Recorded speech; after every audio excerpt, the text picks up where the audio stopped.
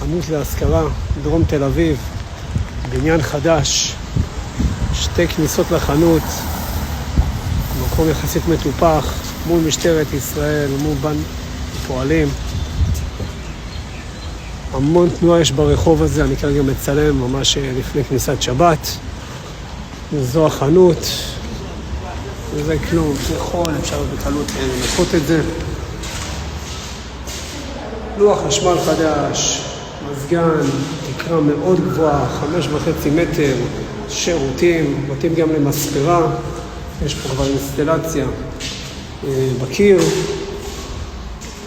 כל בנוי כמובן לפי תקן, 2 כניסות יש לחנות, אפשר אפילו לחתוך את זה אפילו ל3 חנויות קטנות, יש פה המון אפשרויות, וזהו, זה הלוקיישן.